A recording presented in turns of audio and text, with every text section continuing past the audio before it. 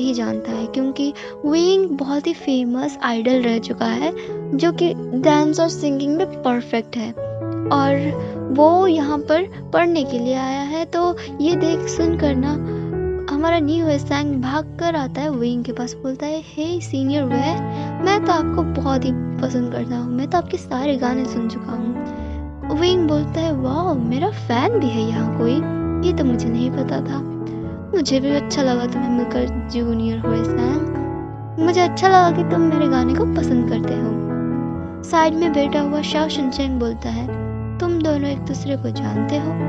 तो न्यू हेसैंग बोलते हैं, नहीं नहीं, मैं तो इसे जानते नहीं, हम दोनों एक दूसरे को इतने अच्छे से नहीं जानते हैं, बट हाँ जानते तो बहुत हैं।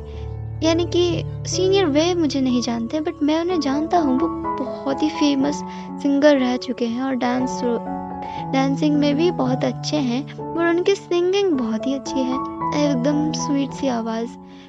ये सुनकर हमारा शाओ शिनचैन बोलता है, वाह, तुम तो टैलेंटेड निकले यार। विंग बोलता है, हाँ वो तो मैं हूँ ही बचपन से, और बोलकर हंसने लगता है, और उसके साथ सब हंसने लगते हैं। और तभी एक लड़की आती है और बोलती है, हे विंग, तुमने एडमिशन ले लिया है यहाँ पर? वो प्यारी सी क्यूट सी म्यान म्यान होती है। म्यान म्यान विंग को बोलती है कि तुमने एडमिशन ले लिया और मुझे बताया नहीं, भैया ने मुझे भी नहीं बताया। विंग बोलता है, चलो कोई नहीं, अब तो हम मिल गए हैं तो अब हम खूब मस्ती करेंगे। म्यान म्यान हंसती है और बोलती है, विंग, तुम भी ना हमेशा से तुम्हें शरारत और मस्ती की ही सोचती रहती है। विंग बोलता है, हाँ तुम कह सकते हो। अब सब बातें कर रहे होते हैं, तभी कैंटीन के बीच में 3 लोग आकर खड़े हो जाते हैं, सबको अटेंशन खींचकर, और चिल्लाते हुए बोलते हैं, attention attention, new students, new peoples, हम आप सभी के लिए कुछ लेकर आए हैं, और वो है क्लब। तीनों में से एक लड़का बोलता है कि हमारे यूनिवर्सिटी में प्रथा है कि सभी को कोई ना कोई क्लब तो ज्वाइन करना है, और अब आप सभी को क्लब ज्वाइन करना होगा। हमारे पास कितने क्लब हैं हम आपको बोलते हैं। पहला है म्यूजिक क्लब, जहाँ पर आप गाना गा सकते हो।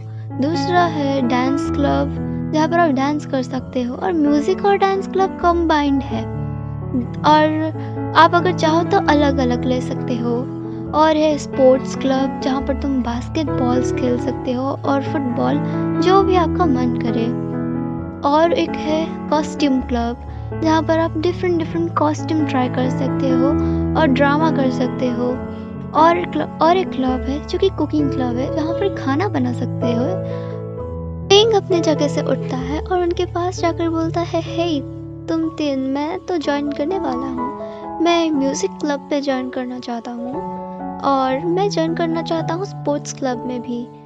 और ये सुनकर वो तीनों ने मुस्कुराया, बोला, ठीक है, तुम ज्वाइन कर सकते हो, पर हाँ याद रखना कि स्पोर्ट्स क्लब में थोड़ा सा स्ट्रिक्ट होगा, तो स्पोर्ट्स क्लब पे जल्दी आना होगा और बहुत ही प्रैक्टिस होगी। विंग कहता है, ठीक है, कोई प्रॉब्लम नहीं, मुझे स्पोर्ट्स पसंद है, स्पेशली बास्केटबॉल। ये सुनकर वो तीनों लीडर हंसते हैं, ठीक है बोलते हैं। और उसके बाद हमें सीन दिखाया जाता है, विंग जो होता है ना, वो अपने दोस्तों के साथ बातें कर रहा होता है कैंटीन में। वो उठता है, बोलता है, मैं थोड़ी देर बाद, फिर विंग बोलता है, मैं थोड़ी देर बाद आता।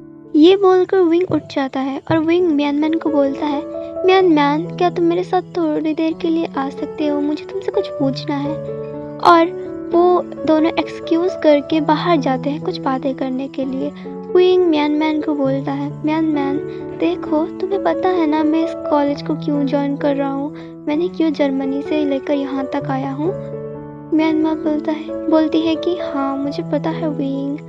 तो विंग बोलता है, प्लीज़ मुझे बता दो वो कहाँ है, मुझे उससे मिलना है।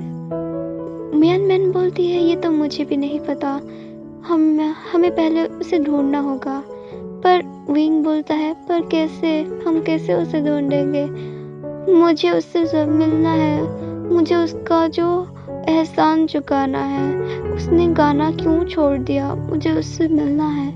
म्यान म्यान बोलती है, तुम अपने आप को गिल्टी मत फील कराओ, मैं जानती हूँ तुम बहुत गिल्ट में हो, बट फिर भी ऐसा मत करो, तुम उसे ज़रूर ढूँढ लोगे, चिंता मत करो, वो यहीं है, बस उसकी आइडेंटिटी छिपी हुई है, हमें थोड़ा मेहनत करके ढूँढना होगा, और मैंने तो सुना है कि वो तुम्हारी ही क्लास में है। विंग बोलता है मैंने भी सुना है, पर वो कौन हो सकता है ये मुझे नहीं पता।